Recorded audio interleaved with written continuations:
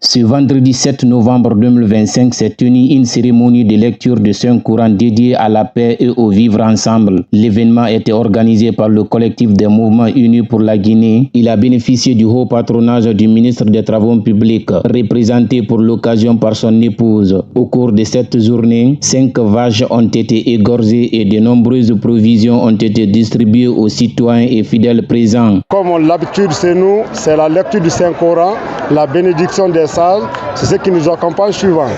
C'est sur ce trajet que nous aussi on s'est retrouvés. Donc on a eu l'initiative de faire la lecture du Saint-Coran pour le pays et pour le président, pour que la paix règne. Nous sommes tous des jeunes, sans la paix, rien ne peut marcher.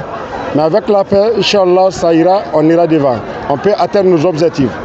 Cette lecture de Saint-Coran intervient dans un contexte particulier, l'annonce de la candidature du général Mamadi Doumbouya à l'élection présidentielle, une décision faisant suite à de nombreuses réclamations. Nous avons jugé aussi nécessaire de venir prier pour lui, pour qu'il sorte gagnant et que nous, ces militants et sympathisants, nous sortons aussi gagnants parce que ça fait un bon moment.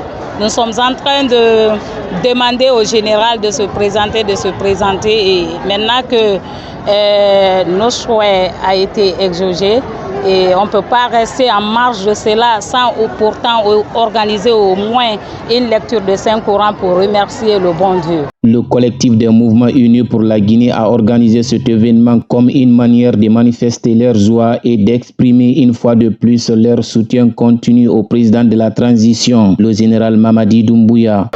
Le message que j'ai à donner à la population, c'est de rester serein, se mobiliser, d'aller voter pour le général, parce qu'on sait que c'est un jeune visionnaire, il peut faire la situation de la Guinée. Depuis qu'il est arrivé, depuis son avènement au pouvoir, on sait ce qu'il est en train de faire pour nous, on sait ce qui se passe dans le pays.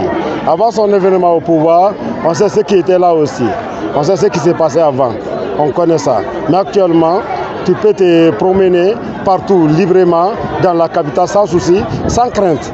La cérémonie a vu la participation du ministre secrétaire général des Affaires religieuses, Karamo Yawara, et Elhaz Mamadou Saliou Kamara, le grand imam de la grande mosquée Faisal de Conakry. Prenant la parole, les deux personnalités religieuses présentes ont exprimé une vision commune, prier pour la nation et pour le président de la transition.